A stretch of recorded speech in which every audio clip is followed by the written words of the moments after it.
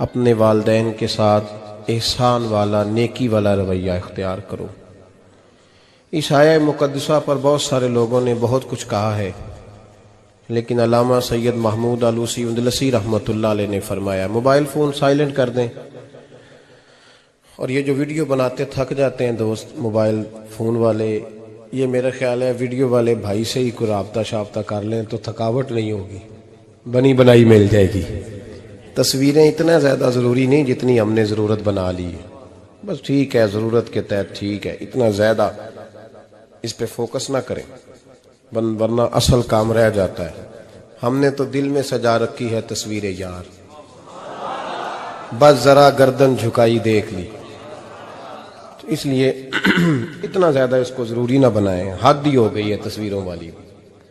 میں تو گزارش کرتا رہتا ہوں کہ اشتہار بھی بغیر فوٹو کے چھپے تو زیادہ اچھا لگتا ہے، اور میری یہ بھی رائے رہتی ہے کہ تھوڑا نام لکھا جائے، محمد اجمل قادری سے بھی لوگوں کو پتہ چل ہی جائے گا کون صاحب آ رہے ہیں۔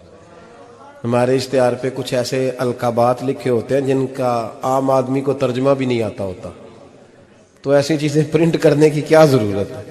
تھوڑے القابات کے ساتھ سادہ کام کریں، سادگی میں ہمیشہ حسن ہوتا ہے، اور جو سادگی ہوتی ہے وہ ملاوٹ سے پاک ہوتی ہے۔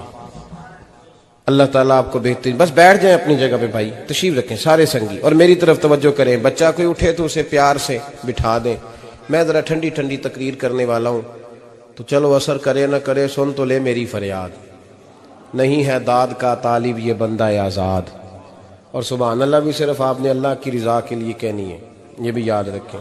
کبھی کسی مولوی نعت خواں اور کسی کی توجہ کر کے سبحان اللہ نہ کہیں، ورنہ آپ کو ثواب نہیں ہوگا، صرف اللہ کی رضا کے لیے۔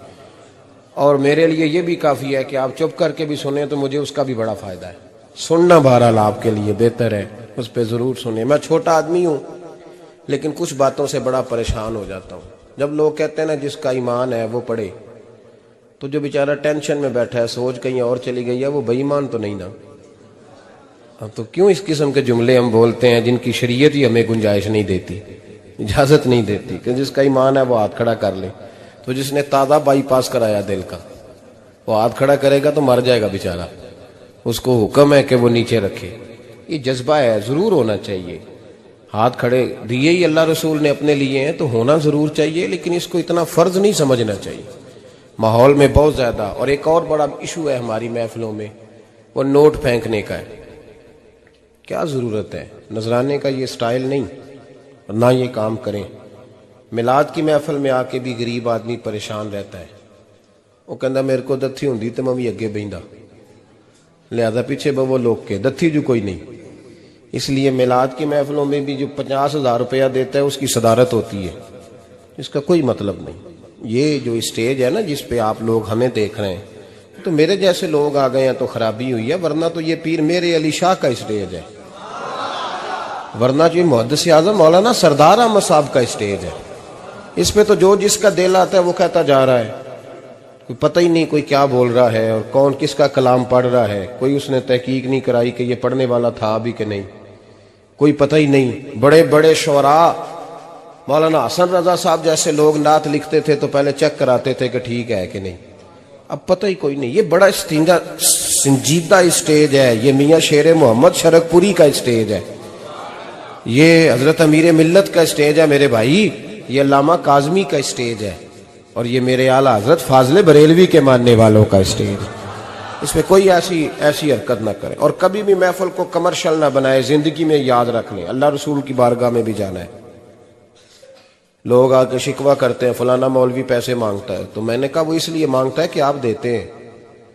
آپ مارکیٹ بند کر دیں تو بندے سارے صحیح ہو جائیں گے۔ یہ مانگنے والے کی غلطی نہیں، یہ ریٹ لگانے والوں کی غلطی ہے۔ جو چیز مارکیٹ میں بکے نہ وہ بننی بند ہو جاتی ہے۔ تو کیوں آپ لوگوں نے ایسے لوگ پرموٹ کیے جنہوں نے نعت بیچی 10,000 کی، تلاوت بیچی 10,000 کی، معاذ اللہ تقریر بیچی، کیوں ایسے لوگ پرموٹ کیے؟ کرو مدح اہل دول رضا، پڑے اس بلا میں میری بلا، میں گدا ہوں اپنے کریم کا، اور میرا دین پارا ہے نہ نہیں۔ اور یہ یاد رکھ لو زندگی میں، اس کی کو تھوڑی اور کم کر دیں جی، اللہ آپ کو جزا دے، برکت دے۔ یہ بھی یاد رکھ لیں کہ گردن کو جھکا دیتا ہے خیرات کا پتھر، جہاں میں مانگنے والوں کے سر کبھی اونچے نہیں ہوتے، سر اسی کا اونچا ہوتا ہے جو دینے کا عادی ہوتا ہے۔ جو کشکول طلب دراز کر کے رکھتے ہیں ان کے بھی کبھی سر اونچے ہوئے ہیں۔ وہ کسی نے کہا تھا، مجھے بعض لوگ فون کرتے ہیں، کہتے ہیں صاحب آپ کا ریٹ، تو میں کہتا ہوں تہاڈے کو دیتا ہی نہیں جانا، تو کیوں آپ ایسی بات کرتے ہو بھائی، ہم بڑے قیمتی لوگ ہیں، کیوں ہمارا آپ ریٹ لگاتے ہو؟ یہ شعر سن لیں، یہ شعر آپ کو فائدہ دے گا، اگر یاد ہو گیا تو بڑا نفع دے گا۔ یہ آرزو کرم اور میں آپ سے کروں، یہ آرزو کرم اور میں آپ سے کروں، یہ بھیک اس کو دیجئے جس کا خدا نہ ہو۔ تو جس کو بے حساب مل رہا ہو اس کو کیا ضرورت ہے ہاتھ پھیلانے کی؟ یہ بھیک اس کو دیجئے جس کا، ایک طرف نعرہ لگتا ہے کون دیتا ہے دینے کو، دوجے پاس آندے نے دیا جے 20,000، اور ظالمہ ان پہ آندہ سے نبی پاک کو لینے نے۔ نذرانہ کوئی تحفہ دے تو لینا سنت ہے، لیکن یہ جو سٹائل ہے نا کہ طے کرنا، اور پہلے ماڑے بندے دی پہنچتے محفل بھی کوئی نہیں رہ گئی، وہ بھی آندہ کمیٹی نکلے گی تو جلسہ کران گے، ایڈا مہنگا جلسہ، اس کی پہنچ میں تو محفل بھی کوئی نہیں، غریب آدمی تو اب ترس گیا ہے نعت سننے کو بھی، اس لیے کہ اس کا بھی ریٹ ہے۔ باز آئیں اس چیز سے۔ ہمارا اعلیٰ حضرت فاضل بریلوی رحمت اللہ علیہ تیل لینے چلے گئے دکان پہ، دکاندار کو بوتل دی تیل والی، بھر کے دے دو، اس نے بھر کے دی تو اعلیٰ حضرت نے فرمایا کتنے پیسے؟ اس نے کہا جی ویسے تو 5 آنے کی ہے، آپ ہمارے عالم دین ہیں، آپ 3 آنے دے دیں۔ اعلیٰ حضرت نے پورے 5 دیے، فرمایا تو پورے رکھ، میں احمد رضا ہوں، میں اپنا علم 2 آنے کا نہیں بیچا کرتا، تو نے میرا 2 آنے ریٹ لگایا، آپ عالم ہے تو 2 چھوڑ دیں۔ اس لیے سنجیدگی پیدا کریں یار، کوئی ضروری نہیں، کوئی سنتا ہے تو ٹھیک ہے، نہیں سنتا تب بھی ٹھیک ہے، جن کی پڑھ رہے ہو وہ تو سن رہے ہیں کہ نہیں، یہ کافی نہیں کہ جن کی پڑھ رہے ہو وہ سن رہے ہیں۔ اس لیے مہربانی فرمائیں، اس ماحول کو خاصا سنجیدہ کریں، اس پر خاص محنت کریں۔ اس لیے نہیں کہہ رہا بنانے کے لیے، مسجد میں بیٹھا ہوں باوضو ہوں، میرا دل نہیں مانتا جب میں اسٹیج پہ آؤں تو کوئی بندہ نعرہ لگائے، کیوں بھائی؟ کوئی ضروری ہے؟ بوڑھا آدمی بیچارہ بیمار بیٹھا ہے اور عشاء کا وقت کا وہ آیا ہوا ہے، اور نبی پاک صلی اللہ علیہ وسلم نے فرمایا سفید بالوں کی عزت اسی طرح ہے جس طرح تم نے اپنے اللہ کی عزت کی ہے۔ یہ بخاری مسلم کی حدیث ہے۔ فٹافٹ کھڑے ہو جاؤ جی پیر صاحب آگے تھے، پیر صاحب ٹائم نہ لاؤندے ہاں، کیوں یہ کام کرتے ہیں؟ کچھ بھی نہیں ہوتا، جو عزت کرتا ہے اس کا پتہ ہوتا ہے دل سے کر رہا ہے، بیٹھے رہنے دے لوگوں کو، کوئی فرق نہیں۔ یہ بڑی خوبصورتی پیدا کریں، آپ ماحول کو صحیح کریں، آپ کے جلسے کئی گنا زیادہ بڑے ہو جائیں گے انشاءاللہ تعالی۔ اور میری آخری گزارش، تمہیدی بات کر رہا ہوں، وہ یہ ہے کہ محفلوں کی ترتیب لگائیں۔ جو قاری صاحب نے عشاء کے فوراً بعد تلاوت کی انہوں نے بھی قرآن ہی پڑھا تھا، وہ بے قاعدہ کیوں تھی؟ پھر جو دوبارہ 1.5 گھنٹے کے بعد باقاعدہ شروع ہو گئی تو وہ قرآن پاک نہیں تھا؟ کہتے ہیں ان باقاعدہ شروع ہونے لگی ہے، کیا مطلب ہے اس کا؟ باقاعدہ محفل عشاء کے بعد شروع کریں، ٹائم دیں، نعت خواں کو وقت دیں، اور دعا کا ٹائم لکھیں۔ آپ میرے پاس کبھی آئیں، ہزاروں کا جلسہ ہوتا ہے ہمارا، لیکن ہم 1.5 گھنٹے سے زیادہ محفل کرنا مناسب ہی نہیں سمجھتے، اس لیے کہ اگر فجر سویرے تانگ ہو جائے تو ساری رات جلسے کا مقصد کیا ہوا؟ اور مختصر بات کریں گے خیر الکلام ما کلا ودلہ تو وہ بڑی بہترین رہے گی۔ سنجیدگی لائیں، تاکہ جس آدمی نے سویرے کام پہ جانا ہے وہ 10 کے آوے کہ میں چلنا 8 بجے محفل شروع ہونی ہے تے لوگ 9:45 میں تھوڑے کول ہوواں گا انشاءاللہ، تاکہ باقی کا کام بھی کر لیں۔ یہ ماحول، یہ میں گزارشات کر رہا ہوں، اپیل کر رہا ہوں۔ چلے اللہ کرے میں بے عمل آدمی ہوں، میری زبان سے نکلی بات کسی پہ اثر کر جائے، یہ آپ سنجیدگی پیدا کر کے دیکھیں، انشاءاللہ یہ رش زیادہ ہو جائے گا آپ کے پاس اور برکت ہوگی اس بات کی۔ وبالوالدین احسانا، والدین کے ساتھ احسان کرو۔ علامہ سید محمود آلوسی اندلسی رحمۃ اللہ علیہ صاحب تفسیر روح المعانی فرماتے ہیں، آپ فرماتے ہیں اللہ کریم نے کہا والدین کے ساتھ احسان کرو، اس کا ترجمہ کیا ہے؟ آپ فرماتے ہیں اس کا مطلب یہ ہے کہ جتنی کوئی بندہ نیکی کرے اگر اس کے مطابق نیکی کر دی جائے تو وہ بدلہ ہوتی ہے، اور اگر تھوڑی بڑھا کے کی جائے تو وہ احسان ہوتی ہے۔ فرمایا رب کریم فرماتے ہیں اس طرح کرو، ذرا سوچ لو بچپن سے لے کر آخر تک جہاں تک تم موجود ہو تمہارے ماں باپ نے تمہارے ساتھ کیا کیا ہے، اگر اس سے بڑھا کے کرو گے تو اس کا مطلب ہے تم نے احسان کیا ہے۔ ماں باپ جو ہوتے ہیں نا، ٹھنڈی چھاؤں، میٹھی زندگی، ماں ان پڑھ بھی ہو نا تو کم از کم یونیورسٹی ہوتی ہے، اور باپ اگر بالکل انگوٹھا چھاپ بھی ہو نا، کسی کالج میں، مدرسے میں، ادارے میں نہ پڑھا ہو، تو بیٹے کے حق میں جن چیزوں کی ضرورت ہوتی ہے وہ ساری اللہ باپ کو عطا کر کے بھیجتا ہے۔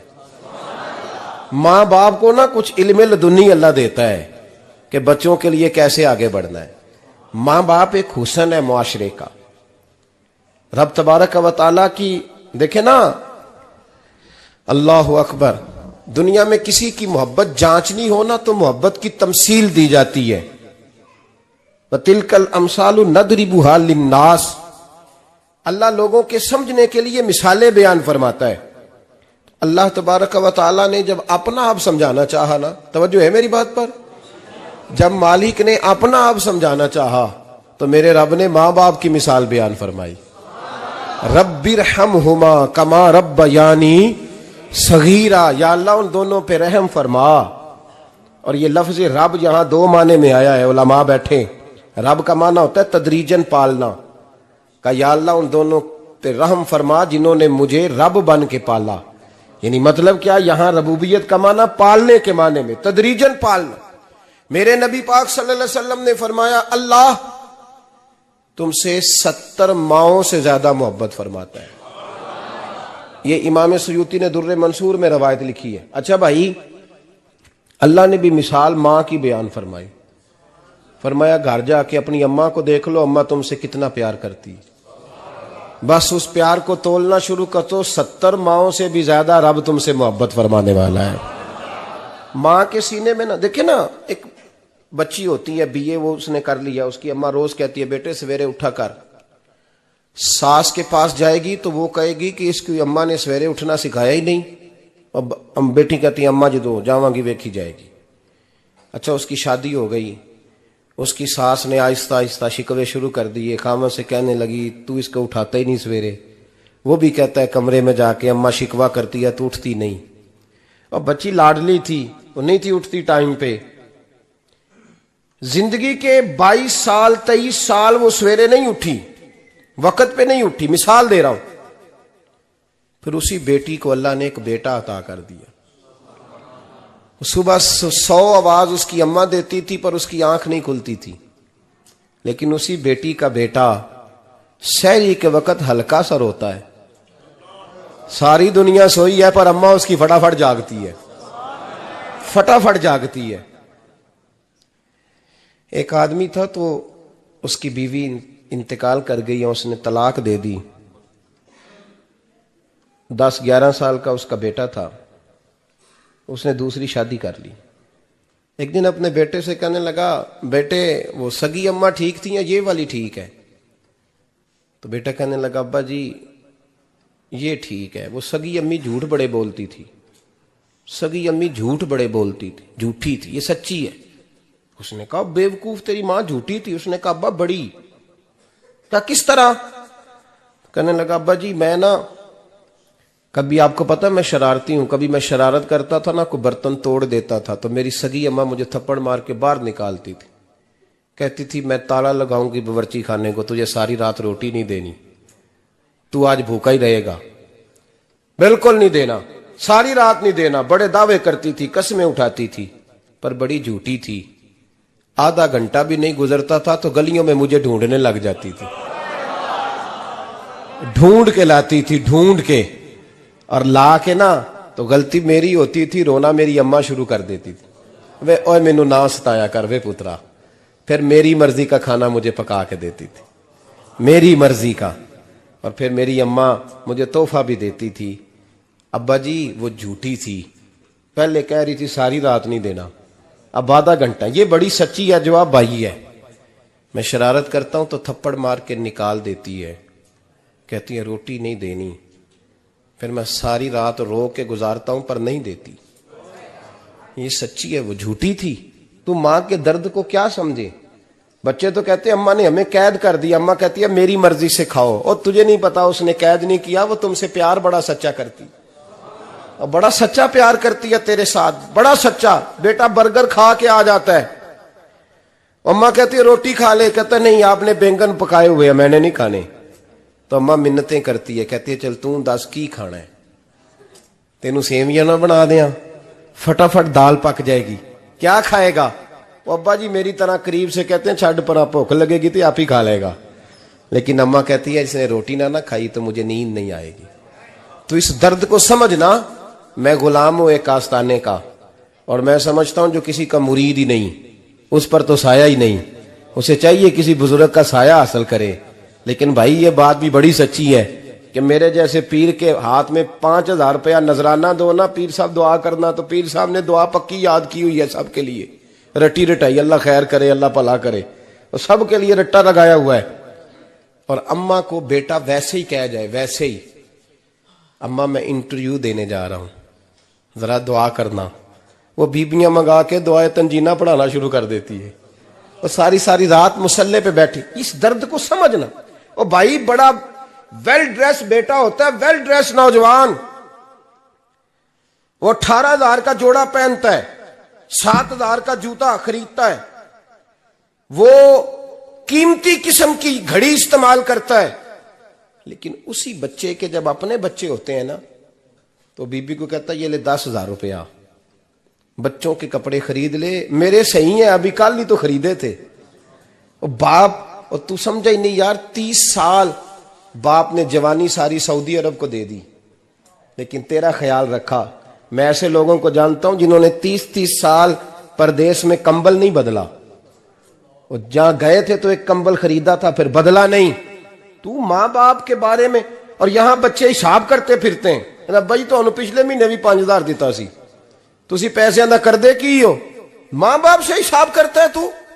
तिरमिजी शरीफ के लफ्ज है, एक सहाबी ने आके अर्ज की, या रसूल अल्लाह पैसे विरासत के नहीं, मेरे अब्बा जी ने नहीं दिए मुझे, और मैंने खुद मेहनत करके कमाए, अब मेरा अब्बा मुझसे पैसे मांगता है तो क्या करूं, और मेरे हैं, मैंने कमाए हैं, अब्बा जी ने नहीं दिए, विरासत नहीं, हिस्सा नहीं मिला। हुजूर मेरा अब्बा मांगता है तो मेरे लिए हुक्म क्या है? तो नबी पाक ने फरमाया, क्या कहा तुमने, पैसे तेरे हैं? कहा हुजूर हाँ। तो फरमाया अब्बा किसका है? कहा या रसूलल्लाह मेरा। तो फरमाया अगर तू अपने वालिद का है तो तेरी हर शय तेरे वालिद की है, तू भी तेरे वालिद का है तो तेरा माल भी तेरे। मां और बाप ये तो हुस्न है जिंदगी का, ये तो वकार है इंसान का। जब तक मां बाप का हाथ पकड़ के चलोगे ना, रास्ते सीधे रहेंगे, और जिस दिन उंगली छोड़ के सड़क पे निकलना पड़ा ना, सर चकराने लगेगा। याद रखना ये बड़ा मुश्किल काम होता है। लोगों का तो रुख ही उस दिन वादे होता है जिस दिन आदमी साये से महरूम होता है। अम्मा तो कमरे में पड़ी हो ना, औरंगजेब आलमगीर की मां फौत हो गई, 350 कमरा था महल का, और अम्मा 12 साल टांगों से माजूर रही औरंगजेब आलमगीर की। अम्मा 12 साल कमरे से निकल नहीं सकी, साथ ही वॉशरूम था या जो भी उस दौर में तरीका था। औरंगजेब जब महल में आते थे तो फिर भी सीधे अम्मा के पास जाते थे, और जब वापस निकलते थे फिर भी अम्मा के साथ। औरंगजेब की मां का जनाजा उठा तो औरंगजेब ने रोना शुरू किया। फिर सालों बीत गए पर उसके आंसू खुश्क नहीं होते थे। एक शख्स ने कहा तेरी कोई अनोखी मर गई है, सारी दुनिया की मरती हैं। उसने कहा मैं बादशाह हूं, 24 घंटे लोगों का आना जाना है, बड़े दबदबे हैं, बड़े डेरेदारियां हैं, बड़ी भैंसें, बड़ी गायें, बड़े खाने वाले, बड़े लांगरी। मेरी मां बूढ़ी थी, एक कोने में पड़ी रहती थी, पर जब से वो गई है ये मुझे महल नहीं लगता, मुझे कब्रिस्तान लगता है। मुझे लगता है ये कब्रिस्तान है। मां और बाप तो तेरी नेमत है भाई। हम बच्चे, हमारे आजकल के बच्चों ने एक मसला बड़ा पक्का याद कर लिया। कहते मौलाना पीर साहब पसंद की शादी करना जायज नहीं। मैं कहता हूं साहब और भी बड़ी चीजें जायज है, सिर्फ एक ही शय जायज रह गई है। रसूल पाक सल्लल्लाहु अलैहि वसल्लम सिवाय अल्लाह के किसी के पाबंद नहीं, किसी के पाबंद नहीं। और जनाब सैयदा खतीजतुल कुबरा रदी अल्लाह ताला अन्हा ने पैगामे निकाह दिया, या रसूलल्लाह मैं शादी करना चाहती हूं, हुजूर किसी के पाबंद नहीं।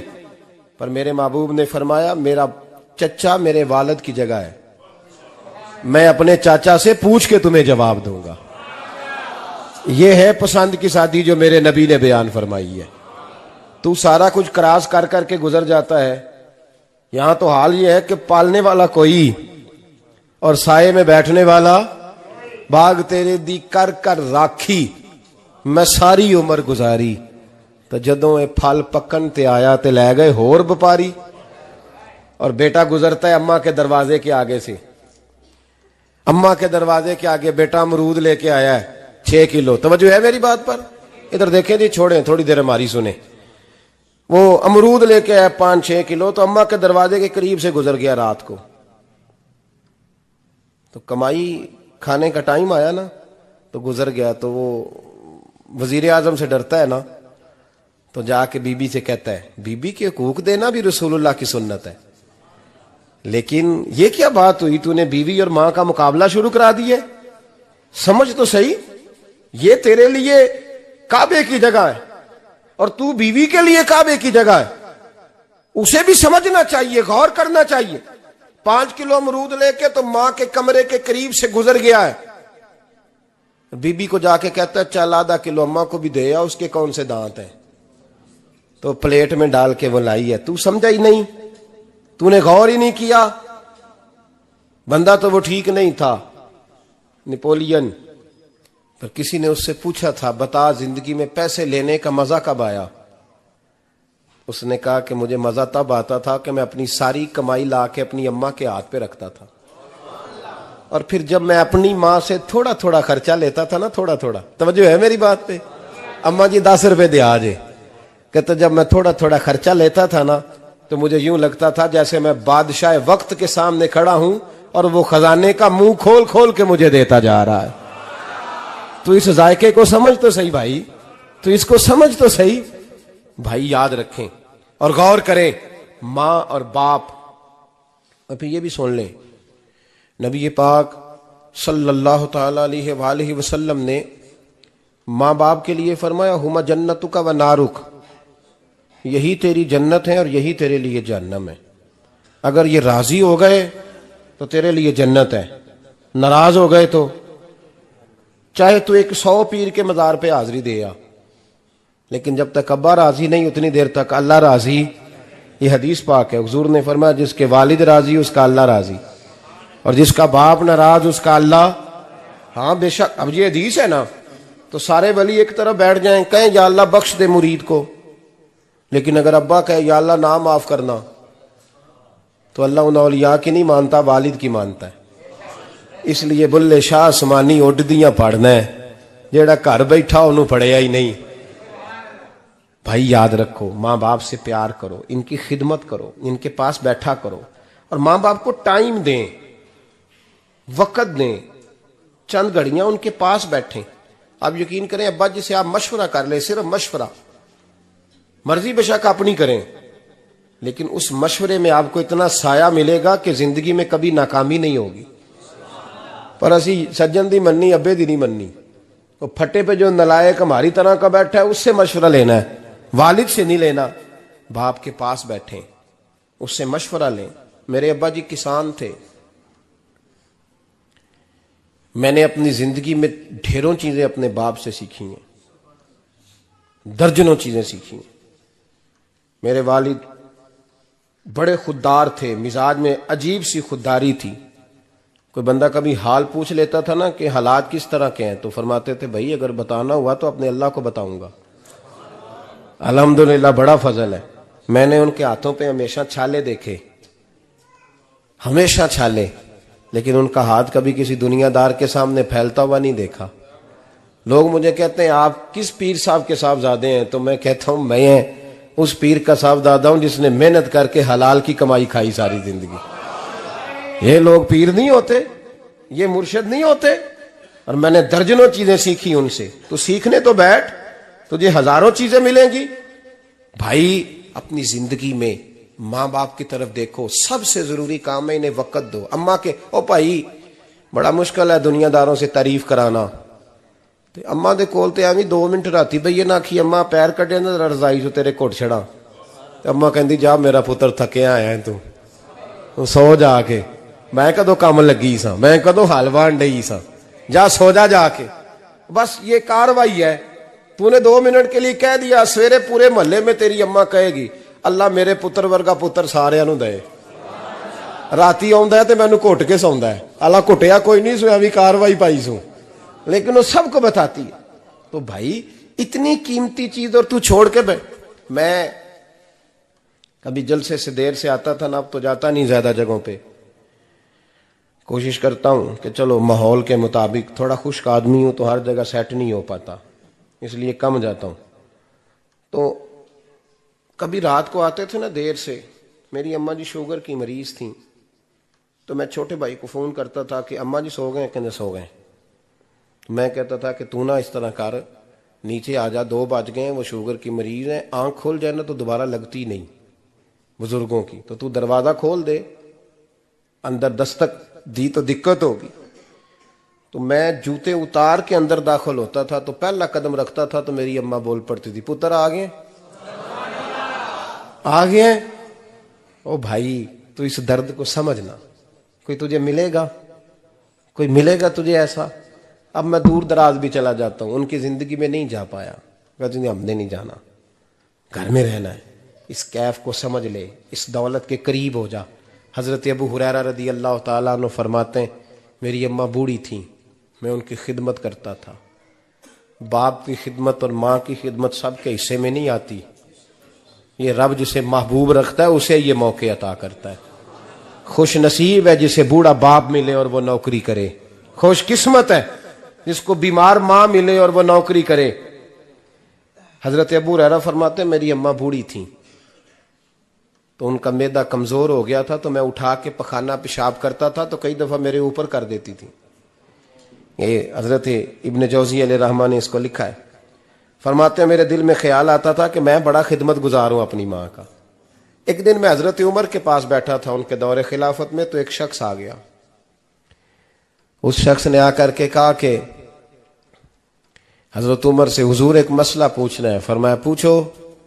وہ کہنے لگا حضور میری اماں بوڑھی ہو گئی ہے، بیمار رہتی ہے، مریضہ ہے، مجھے آواز دیتی ہے بیٹے پیشاب آیا ہے، آواز دیتی ہے تو میں اماں کو اٹھاتا ہوں. ابھی میں بیت الخلاء تک، واش روم تک جاتا نہیں کہ میری اماں میرے اوپر پیشاب کر دیتی ہے. حضرت عمر سے کہنے لگا حضور بچپن میں اماں پہ پیشاب کرتا تھا، اب اماں میرے اوپر کر دیتی ہے تو حق ادا ہو گیا نا. حضرت ابو ہریرہ کہتے ہیں جب اس نے سوال پوچھا تو میرے بھی کان کھڑے ہو گئے. میں نے کہا یہ تو میرے والا مسئلہ پوچھ رہا ہے، میرے والا مسئلہ پوچھ رہا ہے. میرے پاس ایک دوست جمعہ پڑھنے آتے ہیں بڑی دور سے، مجھے کہنے لگے حضرت صاحب جدوں بھی میں آنا نا تسی میری ہوئی گل چھیڑ دیندے ہو، وہ جو بات ہوتی ہے نا بالکل میری ہوتی ہے. میں نے کہا نہیں یار جو میں کر رہا ہوتا ہوں وہ میری بھی ہوتی ہے، وہ سارے معاشرے کی ہوتی ہے. ہمیں لگتا ہے کہ میری ہو رہی ہے، حالانکہ وہ بات ہماری سب کی مشترکہ ہوتی ہے. سن لیں اور یاد رکھ لیں. حضرت ابو ہریرہ فرماتے ہیں میرے کان کھڑے ہو گئے. میں نے کہا اس نے تو میری بات پوچھنی شروع کر دی. حضرت فاروق اعظم سے کہنے لگا حضور بچپن میں اماں پہ پیشاب کرتا تھا، وہ میرے اوپر کر دیتی ہے تو حق ادا ہو گیا. حضرت عمر کہنے لگے نہیں کوئی نہیں ہوا. اس نے کہا حضور مجھے سمجھائیں، وہ سارے کام جو میں اماں کے ساتھ کرتا تھا اماں میرے ساتھ کرتی ہے تو کیوں نہیں ہوا. حضرت عمر کہنے لگے بھائی پیشاب تو بھی اماں پہ کرتا تھا اور اماں بھی تیرے اوپر کرتی ہے، پر تیری اور تیری ماں کی سوچ میں بڑا فرق ہے. اس نے کہا حضور کس طرح؟ تو کیا جواب ہے سیدنا فاروق اعظم کا، لو کان نبی بعد لکان عمر ابن خطاب. کیا جواب ہے؟ حضرت عمر فرمانے لگے تیری اور تیری ماں کی سوچ میں بڑا فرق ہے. کہا حضور کس طرح؟ فرمایا جب تیری اماں تیرے اوپر پیشاب کرتی ہے نا تو دعا کرتا ہے کہ یا اللہ بوڑھی ہو گئی ہے اسے پردہ دے دے، اور جب تو اپنی اماں پہ پیشاب کرتا تھا تو وہ دعا کرتی تھی یا اللہ میرے لال کو لمبی زندگی عطا فرما. فرمایا یہ تیرا اور اس کا فرق ہے، تو پردے کی دعائیں.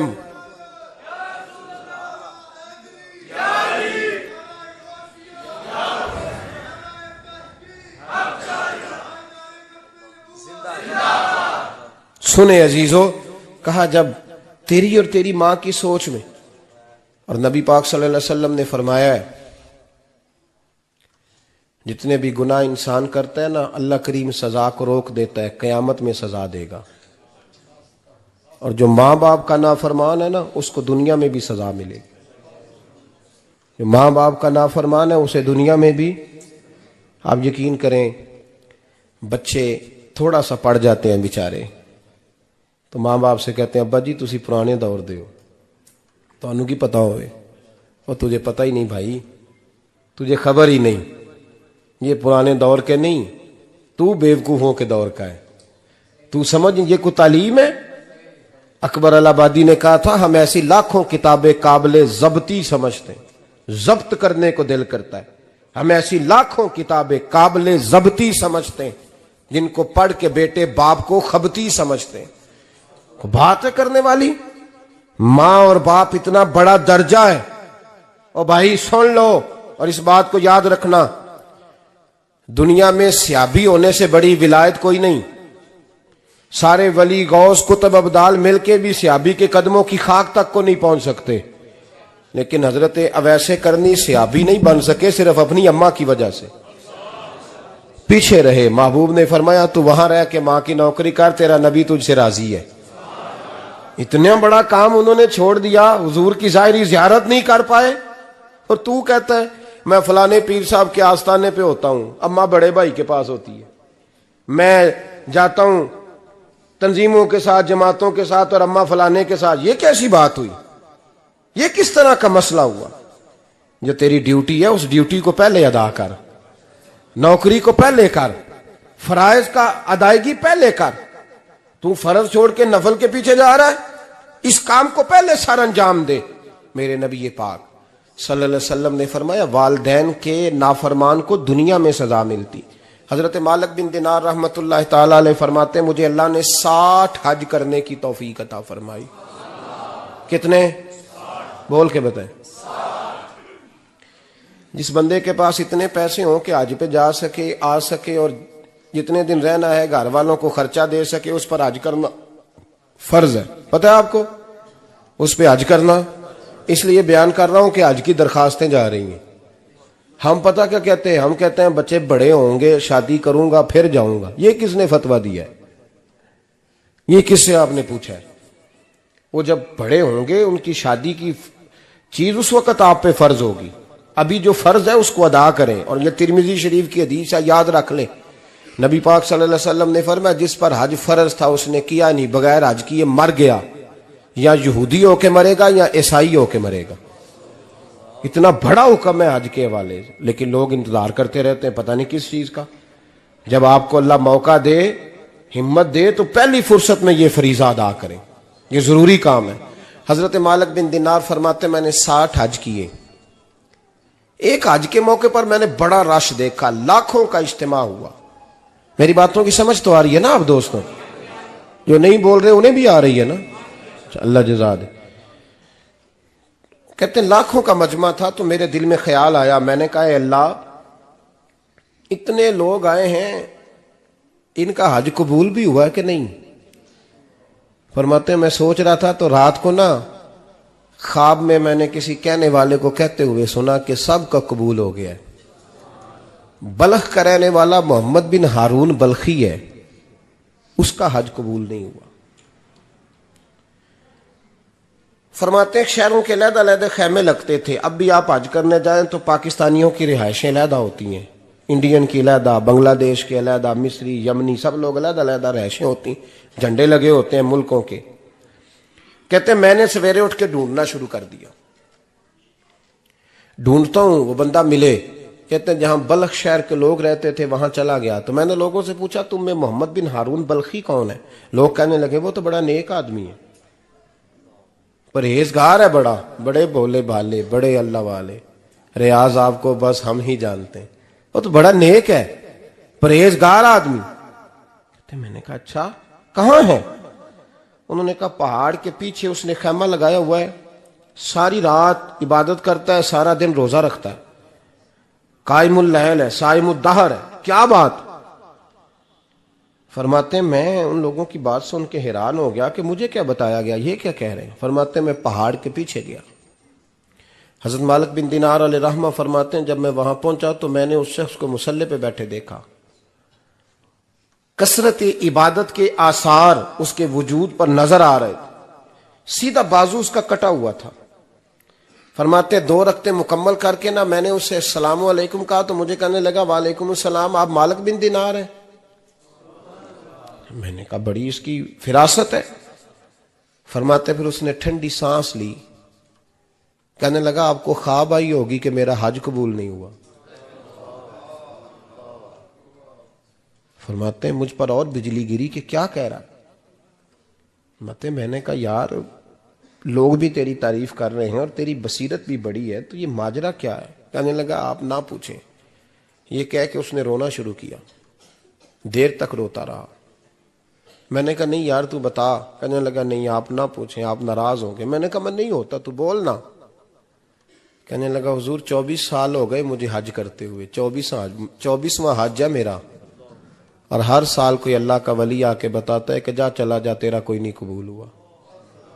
بے پروائی ویک سجن دی جتھے کسے دی پیش نہ جاوے, انہیں تاجاں والے در در رولے تے منگتیاں تخت بٹھاوے. آزم کسے نو کارا ملدا ہی کوئی کعبے خالی آوے. کہتے ہیں اس نے مجھے کہا حضور 24واں حج ہے, ہر سال کوئی بتاتا ہے. میں نے کہا تیری غلطی. کہنے لگا میں اپنی ماں کا نافرمان. میں نے کہا واقعہ کیا ہوا؟ کہنے لگا حضرت اللہ نے مجھے دولت دی, مال دیا, زمینیں دی, تو میں عیاش ہو گیا. آپ یقین کریں اللہ لوگوں کو مال دیتا ہے تو وہ سمجھتے ہیں میری چلاکی سے آیا ہے, میں تیز بڑا تھا اس لیے آیا ہے. نافرمان ہوتے ہیں.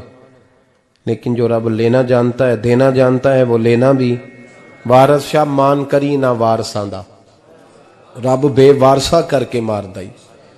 لوگ بڑے سمارٹ بن جاتے ہیں, ان کی گفتگو میں بڑا تکبر ہوتا ہے, ان کے نگاہوں کے انداز میں بڑے, وہ کہتے ہیں اوہ سب لوگ بیوقوف ہیں صرف میں سیانا ہوں, کام جو صحیح چل رہا ہے. او بھائی 1 منٹ لگتا ہے انسان کو بادشاہ سے فقیر ہونے میں. ایک امام مالک رحمت اللہ علیہ بیٹھے تھے تو ہارون رشید آپ سے کہنے لگا امام ابو مالک سے, حضرت بتائیں اس وقت اللہ کیا کر رہا ہے؟ آپ فرمانے لگے یار تو بڑے موٹے دماغ کا ہے, کس طرح کے سوال پوچھتا ہے؟ بادشاہ تھا نا. کہا نہیں آپ بتائیں. تو امام مالک فرمانے لگے تو تخت پہ بیٹھ کے سوال پوچھتا رہتا ہے اور میں نیچے بیٹھ کے جواب دیتا رہتا ہوں, نیچے آ پھر بتاتا ہوں. اس نے کہا جناب بتائیں. فرمانے لگے تو سوالی ہے نا, تو تو نیچے بیٹھ اور میں اوپر بیٹھتا ہوں. کہ جناب آ جائیں. ہارون رشید نیچے آ گیا, امام مالک تخت پہ بیٹھ گئے. فرمانے لگے اب بتا کیا پوچھ رہا تھا؟ کہنے لگا حضور پوچھا تھا اللہ اس وقت کیا کر رہا ہے. فرمانے لگے رب اس وقت تجھے سمجھا رہا ہے کہ اس تخت پہ تکبر نہ کرنا, 1 منٹ لگتا ہے میں تجھے اٹھا کے مالک کو بٹھا دیا کرتا ہوں. یہ تجھے سمجھا رہا ہے, لہٰذا اس سمجھ پہ قائم رہنا, تکبر نہ کرنا, 1 ہی تو منٹ لگتا ہے, یہ تجھے سمجھا رہا ہے. تو وہ شخص کہنے لگا محمد بن ہارون بلخی امام مالک بن دینار سے کہ حضور بڑی دولت تھی تو میں عیاش ہو گیا تھا. رمضان کا مہینہ تھا, اماں تندور میں روٹیاں لگا رہی تھی, میں شراب پی کے گھر آ گیا. ہمارے ہاں یہ بھی فیشن ہے نا, اب مہندی والے دن چودھری صاحب کے ڈیرے پہ جوان شراب پیتے ہیں تو پوچھتے ہیں حاجی صاحب آپ تو حاجی بھی ہیں, تو ڈیرے پہ منڈے کیا کرتے رہے؟ کہتے میں ڈیرے تے تھا مینوں نہیں پتا, وہ کار لگے سن. حاجی صاحب آپ کو سارا پتا ہے, اور اللہ آپ سے پوچھ لے گا. یہاں تو کوئی آدمی چپ کر جائے گا آپ کے قلوں کی وجہ سے, لیکن عرش کے مالک کو بھی تو جواب دینا ہے کہ نہیں؟ کیا طریقہ ہے؟ دیکھیں نا, کل والے دن محفل اور مہندی والے دن اللہ سے صرف دکھوں کا رشتہ ہے, رسول اللہ سے صرف غموں کا رشتہ ہے. اگر تو نے ڈھول ڈمکا شور شرابہ کیا ہے شادی والے دن تو کل والے دن بھی بجا, تیرا پتہ چلے. جنازے پہ بھی بجا. کیا تماشا ہے؟ مذہب صرف رسم ہے, ضرورت ہے. کوئی مر گیا تو قرآن پاک کھول لو, باقی جو مرضی کرو. حج بھی کیتی جاندے ہو, لہو بھی پیتی جاندے ہو, کھو کے مال یتیماں دا پیج مسیتی جاندے ہو, پھٹ دلاں دے سیندے نہیں, ٹوپیاں سیتی جاندے ہو, نفس تے چھری پھیر دے نہیں, بکرے کیتی جاندے ہو, فرض پلائی بیٹھے ہو, نفلا نیتی جاندے ہو. او دسو تے سی بلے نو اے کی کچھ کیتی جاندے ہو, او دسو تے سی بلے شاہ نو کی کچھ کیتی جاندے ہو. کوئی طریقہ ہے؟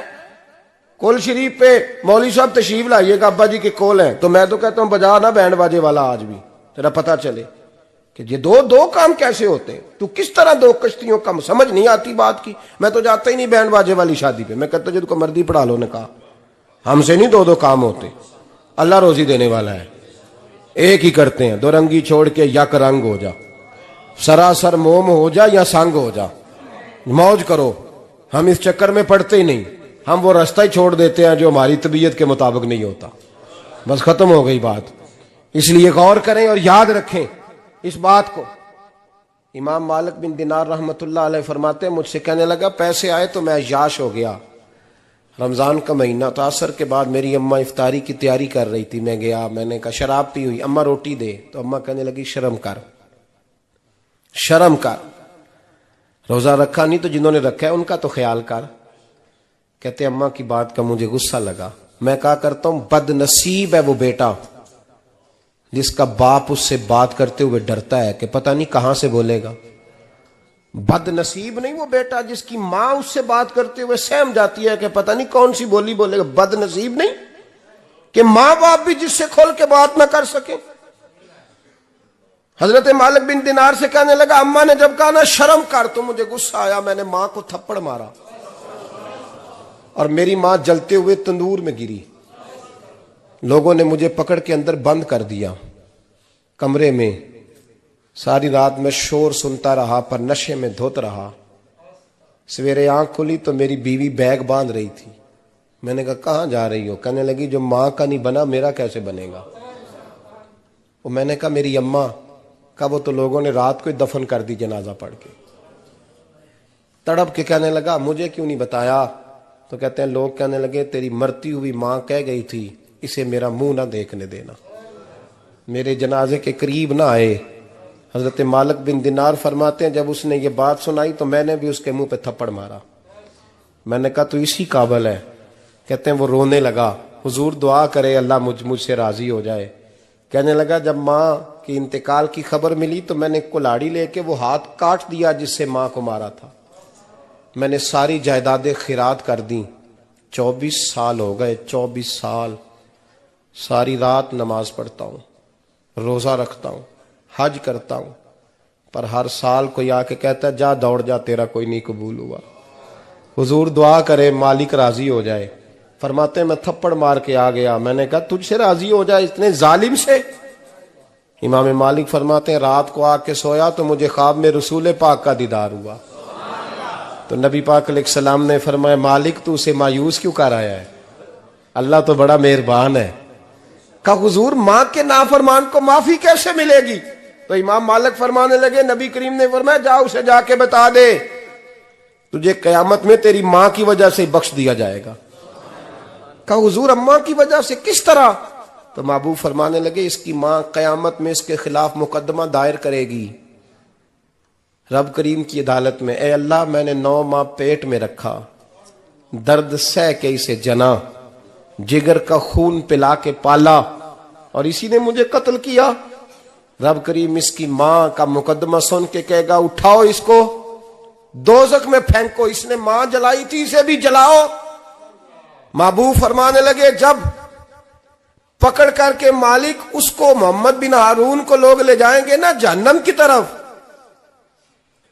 ابھی فرشتے گھسیٹیں گے ہی تو پلٹ کے پھر اماں کی طرف دیکھے گا، اور دوسری دفعہ پھر گھسیٹیں گے تو پلٹ کے دیکھے گا، اور تیسری دفعہ پھر پلٹ کے کہے گا اماں یہ مجھے جلانے لگے، اماں یہ جہنم میں پھینکنے لگے۔ میرے حبیب فرمانے لگے وہ جل کے مرنے والی ماں وہاں بھی بول پڑے گی، کہے گی یا اللہ چل میں نے معاف کیا تو بھی معاف کر دے، اے اللہ میں نے معاف کیا تو بھی معاف کر دے، اللہ تو معاف کر دے اسے، اللہ تو اس سے درگزر فرما، اسے معاف کر دے۔ میرے محبوب پاک علیہ السلام فرماتے ہیں رب کریم کہے گا اس نے تجھے جلایا، تو کہے گی اللہ یہ تو بیٹا تھا اس نے جلا دیا، میں ماں ہوں، میرے سامنے جلے تو میں کیسے برداشت کر سکتی ہوں؟ فرمایا اس نے جلا کے مارا تھا پر اسی ماں کی وجہ سے رب کریم اسے جنت عطا فرمائے گا۔ پلٹا جا کے ماں کے پیروں میں بیٹھ، جا سویرے ان پڑھ باپ سے دعا کرایا کر، جا بالکل انگوٹھا چھاپ باپ سے صبح دعا کرایا کر، دیکھ رب کریم تیرے لیے رحمتوں کے دروازے کھول دے گا۔ اور آخری بات یہ بھی سن لیں، ماں باپ کے انتقال کے بعد رشتے ختم نہیں ہوتے، رشتے ختم کیا دعا مانگتے ہو نماز میں؟ ربنا اغفر لی. اس کا مطلب ہے ماں باپ تو ہے نا، وہ جو اولاد بچپن میں چلی جائے گی نا، نابالغی میں، چھوٹے بچے، وہ قیامت میں ماں باپ کی سفارش کریں گے. ماں باپ کے انتقال کے بعد بھی اعلیٰ حضرت فاضل بریلوی نے 12 حقوق لکھے ہیں ماں باپ کے فتاوی رضویہ میں. فرمایا ان کے دوستوں سے دوستی رکھ، انہوں نے جو وعدے کیے تھے وہ وعدے پورے کر، اگر ان کے ذمہ قرضے ہیں تو ادا کر، اور اگر تیرے ماں باپ جو نیکیاں کرتے تھے وہ نیکیاں جاری رکھ. اور امام جلال الدین سیوطی نے شرح الصدور میں لکھا ہے زمین پہ رہ کے غلط کام نہ کرنا، ورنہ فرشتے قبر میں جا کے تیرے ماں باپ کو کہیں گے تو کتنی بری اولاد پیدا کر کے آیا. اور فرمایا تو دنیا میں رہ کے اچھے کام کر، چاہے دعا مانگ چاہے نہ مانگ، فرشتے قبر میں جا کے کہیں گے کیا بات ہے تمہارے بیٹے کی، کیسا لال پیدا کیا ہے، دنیا خیر سے بھر دی ہے. اور بھائی مجھ سے کوئی بندہ پوچھے نا کہ ماں باپ کو اصالہ ثواب کا سب سے بہترین طریقہ، تو میں کہتا ہوں بیٹے نمازی ہو جاؤ. کیا کر؟ تاکہ ہر نماز کی آخری رکعت میں تو کہے ربنا اغفر لی.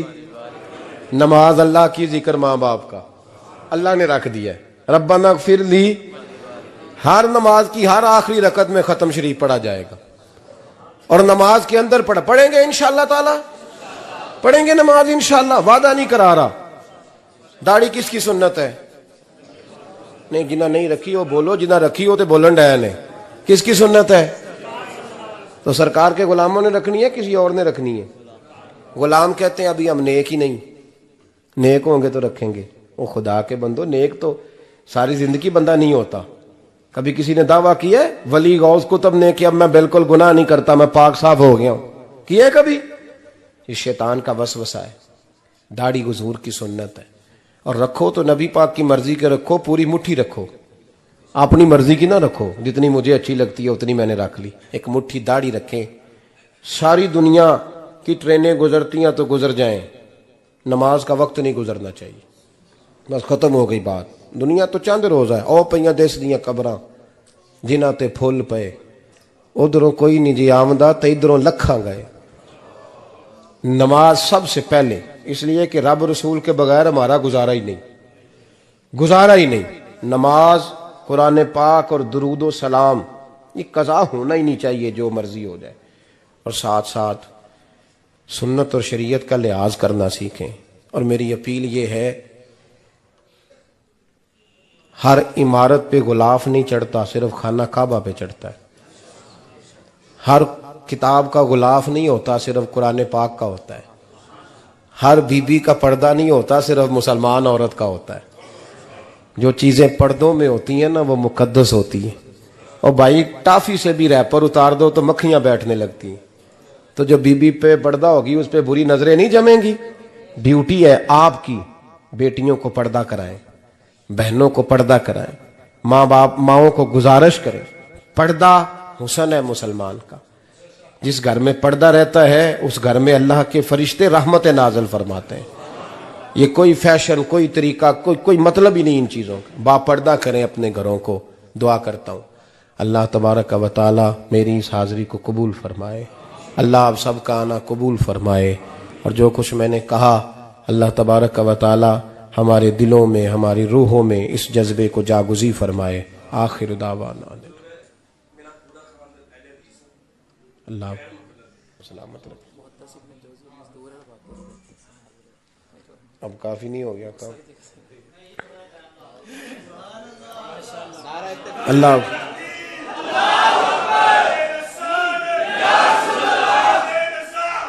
انشاءاللہ جاری رہے گا. لبیک یا رسول اللہ. بارک اللہ تعالی. سنیں جی، ایک بات کرنے کو سامنے کہا ہے، میں کر دیتا ہوں. میں تقریر بھی اتنی کرتا ہوں 35-40 منٹ کی، یہاں تو کچھ زیادہ ہو گئی ہے میرا خیال ہے. تھوڑی بات کرنے کی کوشش کیا کرتا ہوں. چلو میری رائے یہ ہے کہ خوراک تھوڑی ہو تو ہضم جلدی ہو جاتی ہے. ارسلان صاحب سے میں نے کہا میرا کھانا نہ پکانا. میرا موقف یہ ہے کہ محفلیں سستی کرنی چاہیے تاکہ زیادہ ہونی شروع ہو جائیں. مہنگی بڑی ہیں اس لیے میں دسے نا ماڑا بندہ تے ہاتھ ہی نہیں نہ پاندا. تو میں کہا کرتا ہوں کہ کم سے کم خرچہ ہو. ہمارے کروڑوں روپیہ سالانہ لگتا ہے محفلوں پہ، اگر اربوں کہہ دوں تو پھر بھی بات غلط، لیکن اس کا رزلٹ ہمیں اس طرح کا نہیں ملتا جس طرح کا ملنا چاہیے۔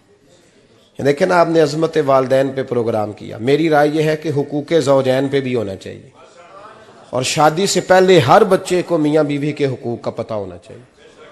بعد میں 3 طلاقیں دے کے آ جاتے ہیں، کہتے ہیں مینوں پتہ ہی نہیں سی، تو اگر پہلے پتہ کر لیں گے تو یہ تماشا نہیں لگے گا، لیکن یہ کام ہوتا نہیں۔ بہن بھائیوں کے حقوق پر بات ہونی چاہیے، یہ بڑے ضروری کام ہے، اور یہ بھی سارا میرے نبی پاک کا میلاد ہی ہے، اس لیے کہ یہ باتیں مصطفیٰ نے سکھائی ہیں ہمیں صلی اللہ۔ ایک بات کہی حضرت نے، میں عرض کر دیتا ہوں۔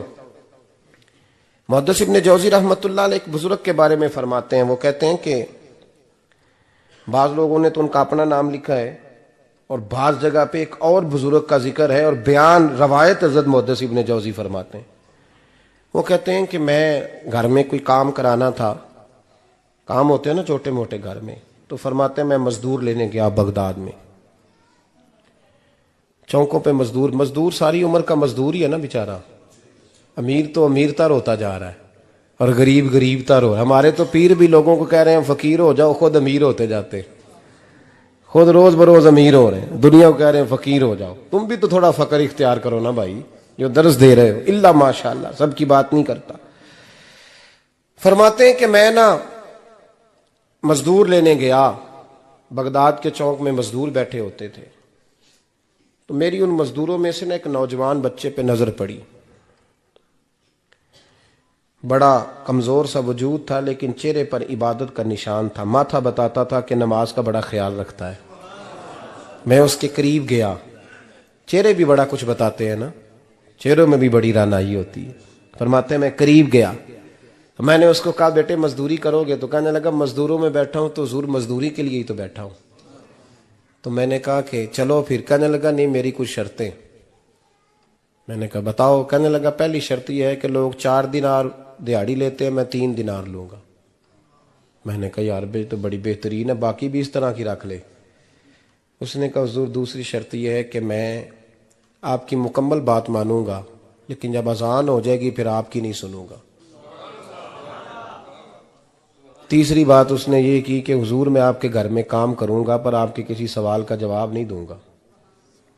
کہتے ہیں میں نے کہا یار تو بڑا عجیب ہے، شرطیں تو مالکوں کی ہوتی ہیں۔ کہنے لگا جی بہرحال میں شرطیں لگا کے جاتا ہوں۔ فرماتے ہیں میں اسے گھر لے آیا، کام میں نے اس کو بتایا، تو جو کام مزدور سارے دن میں کرتا ہے نا، اس نے 2 گھنٹے میں ہی کر دیا۔ ہمارے مزدور سگریٹ پینے میں بھی تو آدھا گھنٹہ لگاتے ہیں نا، وہ چائے پینے جائیں تو پونا گھنٹہ، وہاں ان کو بھی تو دیانتداری کرنی چاہیے کہ نہیں کرنی چاہیے؟ نے معاہدہ کیا ہے نا جی، تو پورا اترنا چاہیے نا۔ کہتے ہیں 2 گھنٹے میں، اب کام جب بندہ شروع کراتا ہے تو کام اور نکل آتا ہے۔ کہتے کام میں نے اس کو اور بتا دیا، وہ کرنے لگا۔ اس نے مٹی نکال کے رکھی تھی باہر رستے میں، تو اذان ہو گئی زور کی، اس نے وہیں کدال چھوڑی کئی اور چلنے لگا۔ تو میرا بیٹا کہنے لگا اس کو ذرا برابر کر دو۔ کہنے لگا چپ کر جا، تیرے باپ سے بات ہوئی تھی، جب اذان ہوتی ہے تو میں کسی اور کی نہیں سنتا، صرف اللہ رسول کی سنتا ہوں۔ کہتے ہیں مسجد چلا گیا، نماز پڑھ کے آیا تو دوپہر کا وقت تھا۔ میری بی بی کہنے لگی اس کو کھانا کھا لے۔ کہتے ہیں ہم نے کہا کھانا کھا لو، تو کہنے لگا میں نے روزہ رکھا ہوا، رمضان بھی نہیں تھا، نفلی روزہ رکھا ہوا۔ فرماتے ہیں شام ہوئی، میں نے 3 دینار دیے، تو میں نے کہا تیرا نام کیا ہے؟ کہنے لگا میں نے آپ سے کہا تھا میں کسی سوال کا جواب نہیں دوں گا۔ تو وہ چلا گیا۔ اگلے دن میں پھر لینے گیا اسے، کام کچھ اور نکل آئے، تو لوگوں نے بتایا وہ صرف ہفتے والے دن آتا ہے۔ میں نے کہا کیوں؟ کہنے لگے جی وہ کہتا ہے میرا ہفتے کا خرچہ 3 دینار ہے، جب 3 دینار کما لیتا ہوں تو باقی سارا ٹائم اللہ رسول کی ذکر میں گزار دیا کرتا ہوں۔ فرماتے ہیں جی اگلے ہفتے میں پھر لینے گیا، میں نے پورا ہفتہ انتظار کیا کہ کام اسی سے کرانا ہے۔ میں جب گیا تو میں نے کہا چلو، کہنے لگا میری شرطیں یاد ہے نا؟ اور میں نے کہا یاد ہے بھائی ساتھ چل۔ فرماتے ہیں کام کرایا، 2-3 ہفتے وہ آتا رہا۔ ایک ہفتے میں گیا تو لوگوں نے کہا حضور آج نہیں آیا، کیوں؟ کہنے لگے بیمار ہو گئے۔ کہاں گھر ہے؟ کہنے لگے بغداد کے قبرستان کے پیچھے جو کچی آبادی ہے اس میں رہتا ہے۔ فرماتے میں گیا، دروازے پہ دستک دی تو کہنے لگا حضور آپ ہیں؟ دروازہ کھلا ہے، آ جائیے۔ فرماتے ہیں میں اندر گیا تو میں نے کہا تمہیں کیسے پتا چلا میں آیا ہوں؟ کہنے لگا حضور اللہ والے ہو آپ نہیں آنا تھا، ورنہ امیر تو غریبوں کا پتہ لینے کوئی نہیں آتے۔ کہتے میں قریب گیا تو کہنے لگا میں آپ کا انتظار کر رہا تھا، تیز بخار ہے، تپ رہا۔ جیب سے کچھ پیسے نکالے، کہنے لگا یہ پیسے رکھ لیں۔ ایک انگوٹھی نکالی، کہنے لگا حضور آج رات کو میرا انتقال ہو جائے گا، ان پیسوں کا کفن خرید کے صبح جنازہ پڑھ کے مجھے دفن کر دینا، اور جب دفن کرو تو یہ انگوٹھی لے کے عصر کے بعد ہارون رشید کے پاس جانا، آپ اسے کہنا میں نے ملنا ہے پر وہ آپ کو ٹائم نہیں دے گا، آپ اس کو آواز دیجئے گا کہ تیری ایک امانت ہے میرے پاس، پھر وہ آپ سے ملے گا تو انگوٹھی دے دیں، پھر آپ میری طرف سے فارغ ہیں۔ حضرت فرمانے لگے تیرا نام؟ اور کہنے لگا حضور وقت تھوڑا ہے، آج رات میں نے جانا ہے، بڑی لمبی معافی مانگنی ہے رب کریم سے، اگر مناسب سمجھے تو مجھے اپنے رب سے تنہائی کرنے دے۔ فرماتے ہیں میں آ گیا اور اس کی باتوں نے مجھے ساری رات سونے نہیں دیا۔ فرماتے ہیں صبح بڑی مشکل سے سورج نکلا، میں گیا دروازے پہ ہاتھ رکھا تو دروازہ کھلا ہوا تھا، اندر داخل ہوا تو خوشبوئیں میرا استقبال کر رہی تھی، جب چہرے سے کپڑا ہٹایا تو اس کا تو انتقال ہو چکا ہے، انتقال ہو چکا ہے، ایسے جیسے کسی کا دیدار کر کے سویا ہے۔ کہتے میں تو 2 آدمی لے گیا تھا جنازے پہ، پر پتہ نہیں دنیا کدھر کدھر سے آئی، کہاں کہاں سے، اکھاں جدو میٹیاں زمانہ مینو روے گا، اپنا تے اپنا بیگانہ مینو روے گا، اپنا تے اپنا۔ اور میاں صاحب نے کہا تھا بعد مرن دے مکھڑا میرا ہو جاوے جے تازہ، پھر سمجھ لینا محبوب میرے نے آن پڑیا جنازہ۔ اور کسی اردو کے شاعر نے کہا تھا میرے مرنے پہ ہر سو شور مچ جائے گا دیکھو گے، اللہ کو میرے مرنے پہ ہر سو شور مچ جائے گا دیکھو گے، کہنے الوداع سرکار خود تشریف لائیں گے۔ فرماتے ہیں میں تو 2 بندے لے گیا تھا پر پتہ نہیں مخلوق کہاں کہاں سے آئی، جنازہ پڑا، دفن کیا۔ ہارون رشید کے پاس میں عصر کے بعد گیا، میں نے بلانا چاہا پر بادشاہ تھا، میری طرف دیکھا ہی نہیں۔ میں نے اس کو کہا تیری ایک امانت میرے پاس ہے۔ فرماتے ہیں وہ مجھے کونے پہ لے گیا، کیا بات ہے؟ کمرے میں بلایا، میں نے انگوٹھی دی، ہارون رشید تو چیخے مارنے لگا، کہنے لگا انگوٹھی والا کہاں ہے؟ میں نے کہا وہ تو انتقال کر گیا۔ کہنے لگا مجھے قبر پہ لے چل۔ کہتے میں قبر پہ لایا تو وہ لیٹ گیا، تڑپ کے رونے لگا۔ میں نے کہا میرا کلیجہ پھٹ جائے گا، نہ اس نے کچھ بتایا نہ تو نے بتایا، یہ کون تھا؟ تو ہارون رشید کہنے لگا یہ میرا بیٹا تھا۔ میں نے کہا تیرا بیٹا اور مزدور؟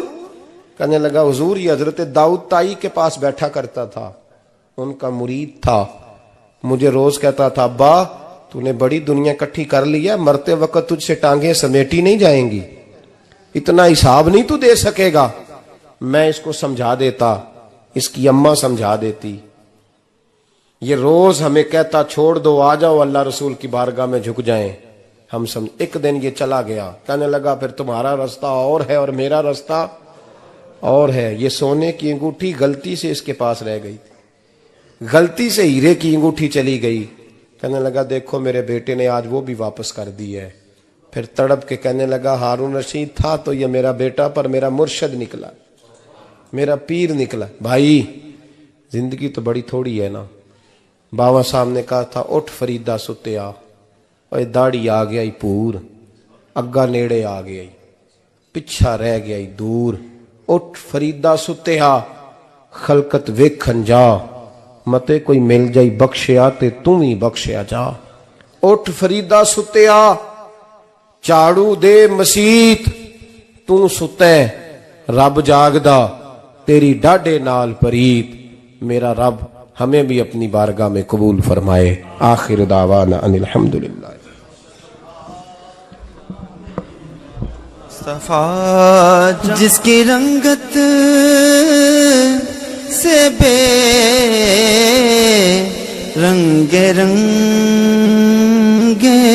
گئے، جس کی رنگ رنگت سے بے رنگے رنگے گئے، اس چمک والی رنگت پہ لاکھوں سلام، مصطفیٰ جان رحمت پہ لاکھوں سلام۔